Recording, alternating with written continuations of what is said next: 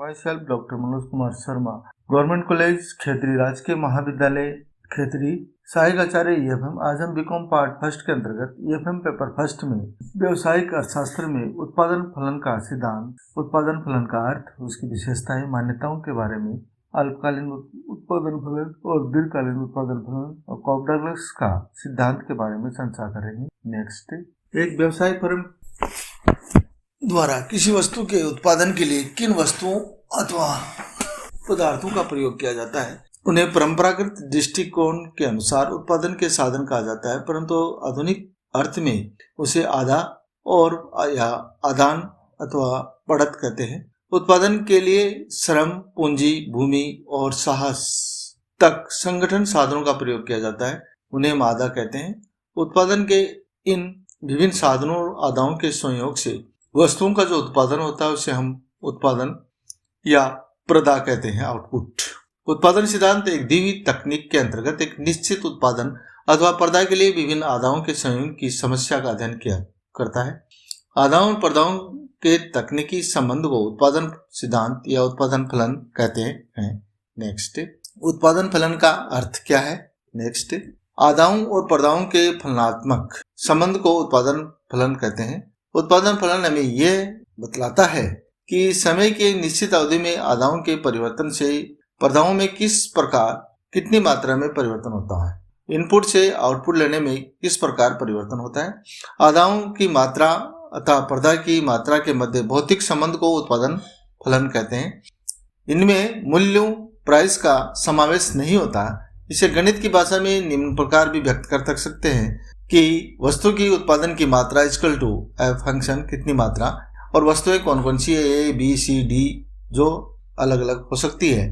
अतः पी की वस्तु की उत्पादन की मात्रा अथवा प्रदा को व्यक्त करता है कि आउटपुट कितना हुआ है, कि विभिन्न वस्तुओं के संयोग ए बी सी डी क्रमशः उत्पादन के साधन है कि मात्राओं को और अर्थात आधाओं की मात्राओं को दर्शाता है। नेक्स्ट, मात्रा को यदि बढ़ा दिया जाए तो उत्पादन अधिक मात्रा में होगा और साधनों का वस्तु की उत्पादन मात्रा में संबंध वस्तु की प्रकृति तथा उपलब्ध तकनीक पर निर्भर करता है।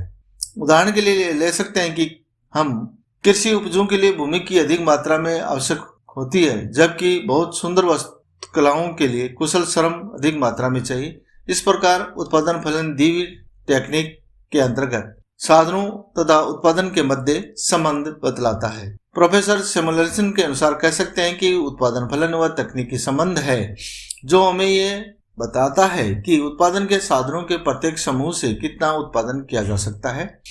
यह समय विशेष पर तकनीकी ज्ञान के दिए हुए स्तर की मान्यता के आधार पर परिभाषित किया जाता है, अर्थात उस तकनीक में कोई परिवर्तन नहीं होना चाहिए जिस समय पर वह इस संयोग या उत्पादन को प्रकट करता है। लॉरेंस एंड स्क्लाइन के शब्दों में कह सकते हैं कि उत्पादन फलन उत्पादन के साधनों और उत्पादन में तकनीकी या इंजीनियरिंग संबंध है। अतः हम उपयुक्त परिभाषाओं से स्पष्ट कर सकते हैं कि उत्पादन फलन आधाओं और प्रदाओं में तकनीकी संबंध होता है। उत्पादन फलन का प्रमुख स्थान इंजीनियरिंग टेक्नोलॉजी में होता है। नेक्स्ट, प्रत्येक व्यावसायिक फर्म का उत्पादन फलन होता है। यह फर्म की प्रबंधकीय योग्यता तथा तकनीकी ज्ञान की स्थिति से निर्धारित होता है।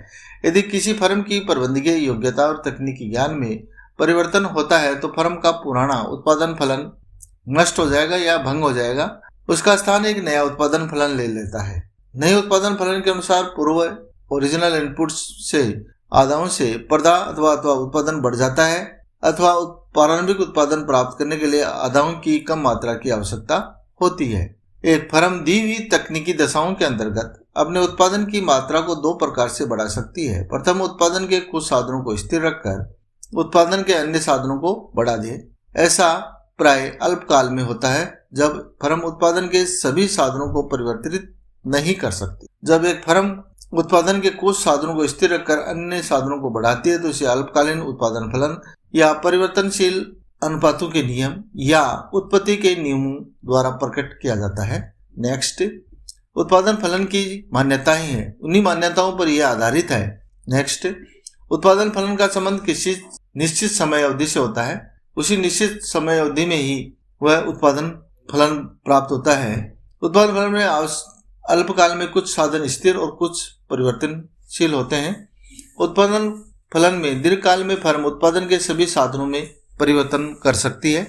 उत्पादन के विभिन्न साधनों छोटी छोटी इकाइयों में विभाज्य होती है। जिस समयावधि में उत्पादन फलन का अध्ययन किया जाता है उसके लिए मान लिया जाता है कि तकनीकी अथवा प्रौद्योगिकी या टेक्नोलॉजी में कोई परिवर्तन नहीं होता और फर्म सर्वश्रेष्ठ तकनीक का प्रयोग करती है जो उस समय प्रचलित है।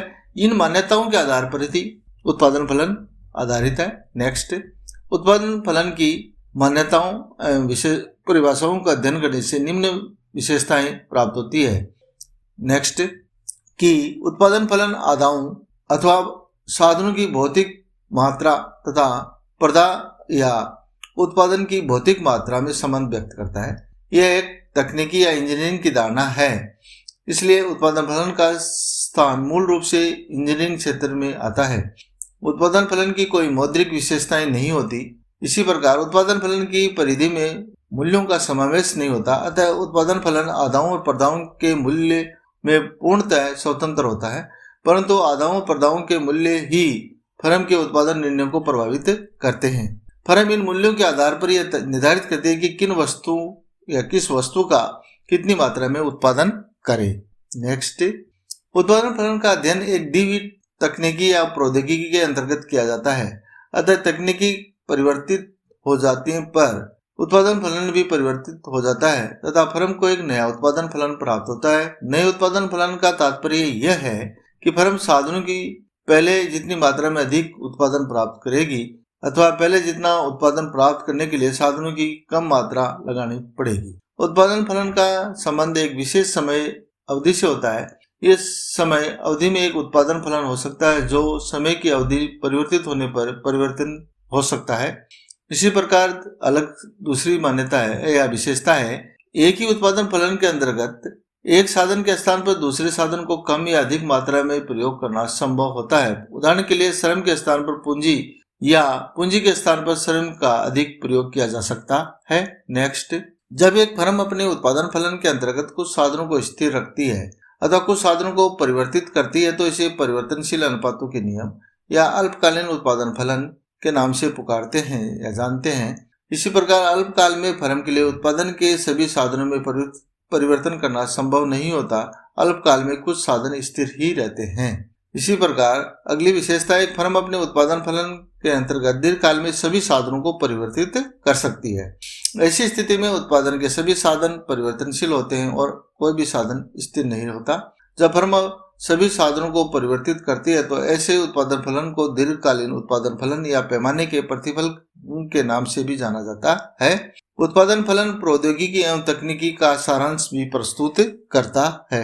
नेक्स्ट, उत्पादन फलन को हम एक उदाहरण के माध्यम से समझ सकते हैं जो कि इस प्रकार है कि एक दी हुई तालिका या उदाहरण के द्वारा इसको समझ सकते हैं कि उत्पादन के दो साधन श्रम और पूंजी है। एक उत्पादक दो साधनों के संयोग से उत्पादन कर रहा है।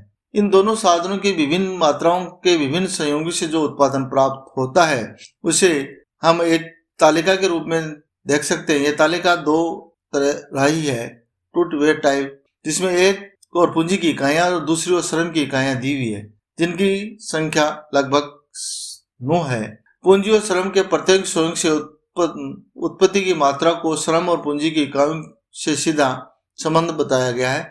यदि हम जानना चाहेंगे कि पूंजी की 3 इकाइयों और श्रम की 2 इकाइयों के संयोग से कितना उत्पादन किया जाएगा तो हमें पूंजी की 3 इकाइयों तक गिनकर उसे दाहिनी ओर श्रम की 2 इकाइयों तक जाना पड़ेगा। नेक्स्ट, ये जो तालिका देख रहे हो आप, इसी के अनुसार आप देख सकते हो कि श्रम और पूंजी की इकाइयों में किस तरह परिवर्तन किया जा सकता है यदि उत्पादन परिवर्तित करना चाहते हैं तो। नेक्स्ट, तालिका में पूंजी की 3 इकाइयों और श्रम की 2 इकाइयों से उत्पत्ति 16 इकाइयां प्राप्त होती है। यह तालिका केवल यही नहीं बताती कि पूंजी और श्रम के विभिन्न संयोगों से कितना उत्पादन प्राप्त किया जाता है, बल्कि यह तालिका यह भी बताती है कि आदाओं में किए गए तुलनात्मक परिवर्तन से पर्दा में कितना परिवर्तन होता है, कि कितना इनपुट प्राप्त होगा।